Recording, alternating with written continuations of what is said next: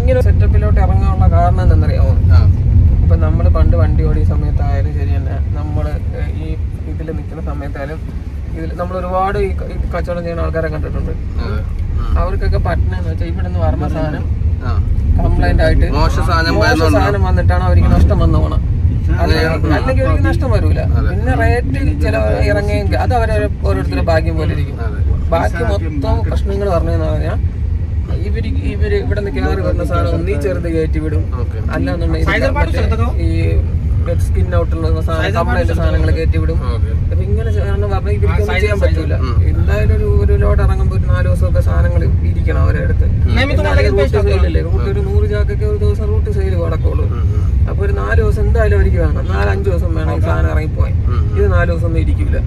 അപ്പൊ അങ്ങനെ വരുമ്പോൾ ഇവർക്ക് നഷ്ടങ്ങളുണ്ടാകും. നമുക്ക് ഉള്ളതുകൊണ്ടാണ് നമ്മൾ എന്തായാലും നമ്മൾ നേരിട്ട് കണ്ട് സാധനം നല്ലതാണെങ്കിൽ മാത്രമേ ലോഡ് കയറ്റത്തുള്ളൂ.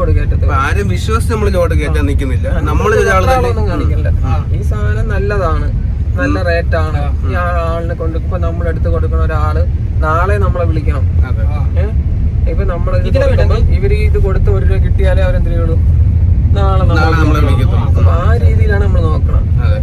നമ്മളിപ്പോ നമ്മളെ കാര്യം മാത്രം കാര്യമില്ല. ഈ സാധനത്തിനെ പറ്റി നമുക്ക് അറിയത്തില്ല. ഈ പറയുമ്പോൾ നമ്മള് അവിടെ ഇന്ന സ്ഥലത്ത് ലോഡുണ്ട്, വണ്ടി കയറ്റാൻ പറയും, വണ്ടി കൊണ്ടുവരും. നമ്മളവിടെ കൊണ്ടിട്ടിട്ട് നമുക്ക് നമ്മളെ കാര്യങ്ങളുണ്ട്. നമ്മള് ഫുഡ് കഴിക്കും, അല്ലെങ്കിൽ രാത്രി വണ്ടി ഓട്ടിക്കാൻ നമ്മൾ കിടന്നുറങ്ങും. ഇവര് അട്ടി വരും, അങ്ങോട്ടും ഇങ്ങോട്ടും മാറ്റിയിടാനൊക്കെ നമ്മൾ നോക്കുള്ളൂ. സാധനം ഇവിടെ വന്ന് ഇറക്കിക്കൊണ്ടിരിക്കുമ്പോഴായിരിക്കും ഇവർ പറയണ ഏത് അഴുക്ക് സാധനമായി പോയി അങ്ങനെ ഇങ്ങനെയെന്നൊക്കെ പറയണം. പിന്നെ നമ്മൾ കുറെയൊക്കെ നമ്മളും ചെക്ക് ചെയ്യുമായിരുന്നു. ചെക്ക് ചെയ്ത് ഫോട്ടോ ഒക്കെ എടുത്ത് അയച്ചു കൊടുക്കും.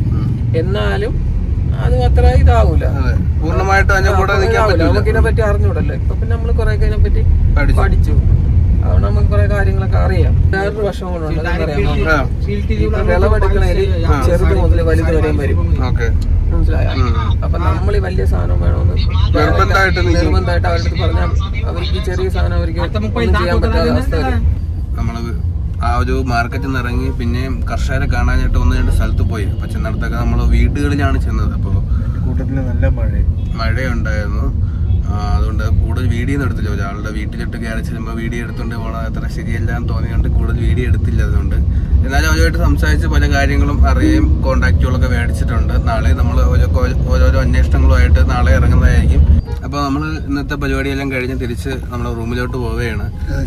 നാളെ പുതിയ സ്ഥലങ്ങളിലോട്ട് പോവും, പുതിയ കാഴ്ചകളൊക്കെ കാണാം. ഓക്കെ.